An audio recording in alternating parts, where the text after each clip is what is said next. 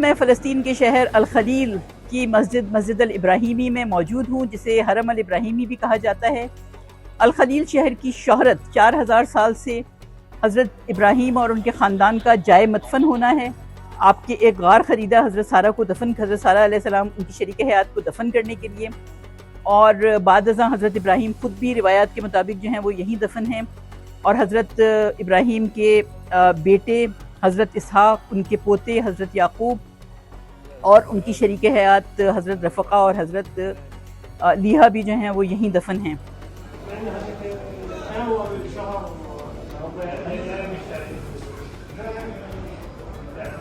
In 1994, a Jewish doctor walked through the morning prayer into the mosque and killed 29 Palestinians and injured more than 100. They made a curfew on the city, and the curfew lasts maybe for 1 month.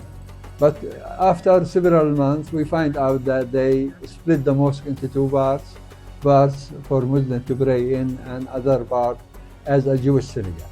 Something they call it Hebron deal or Hebron treaty. They divided the city into two parts, H1 and H2. H1 means Hebron 1. This is supposed to be controlled by the Palestinian Authority according to the agreement.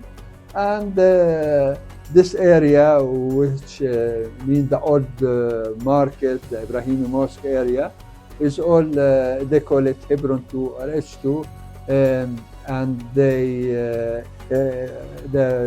army, Jewish army control it.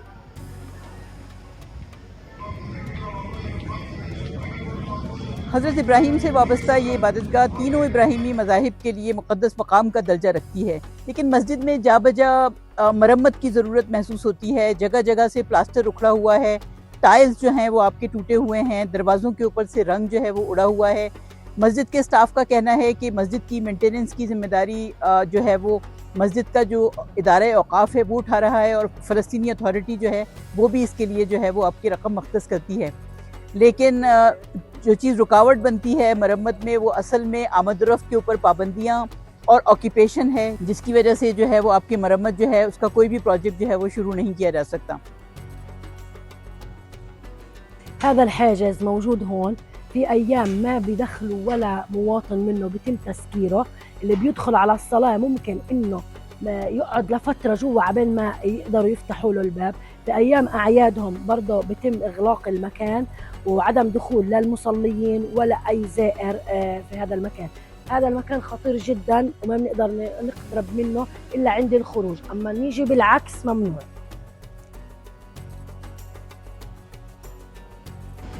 ये जो चार दीवारी है मस्जिद की, ये मुख्तलिफ़ ज़मानों में मुख्तलिफ़ अदवार में तामीर हुई है। आपके हेड्रियन जो रूलर था जूडिया का, जो कहा जाता है कि फ़लस्तीन के कुछ हिस्से और जॉर्डन के कुछ हिस्सों का, वो तामीरात के लिए बहुत मशहूर था। तो जो इसकी चार दीवारी है वो अभी तक हेड्रियन वॉल कहते हैं, लेकिन बाद की जो तामीरात है उसमें जैसे ममलूकों ने सीढ़ियाँ वगैरह बनवाई और बहुत सारी ऐसी अंदर जो है वो बहुत सारी ऐसी तब्दीलियाँ की गई मस्जिद के अंदरूनी हिस्से में जो कि ममलूकों ने करवाई। मस्जिद की तरफ जाने वाले रास्ते पर जो बाज़ार मौजूद है, वहाँ के दुकानदारों का कहना है कि अक्सर जुमे के दिन और शनिचर के दिन यहूदी आबादकाल जो हैं वो बाज़ार में आ जाते हैं 4 बजे के बाद, और यहाँ पर आकर शोर मचाते हैं, दुकानदारों की प्रोडक्ट्स को ख़राब करते हैं, दुकानों को डैमेज करते हैं। उनके पास असलहा भी होता है, जबकि फ़लस्तीनियों को किसी किस्म का कोई असलहा रखने की और अपनी हिफाजत करने की इजाज़त नहीं है। Sometimes also, and many times they gave the people not to enter the mosque if they are less than 40 years old also. And the heavy situation or the hard situation that the soldiers make it, they push the people not to come to the mosque. We have also no job here, and the owner are died, and the sons prepare to choose another place for these shops. The third thing, that also the Israeli situation here is so hard, no customers, the people prefer to go from the other area.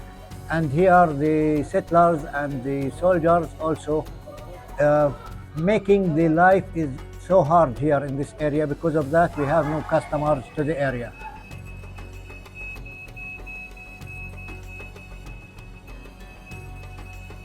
फ़लस्तीनी शहरी Israeli हुकूमत के इन दावों को मुस्तरद करते हैं। उनका कहना है कि इन चेक पॉइंट्स का मकसद शहर को मजहबी बुनियाद पर तकसीम करना है, शहर की फ़लस्तीनी आबादी के ऊपर दबाव को बढ़ाना है और एक इज्तिमाई उनको मज़ाहिमत की इज्तिमाई सज़ा देना है।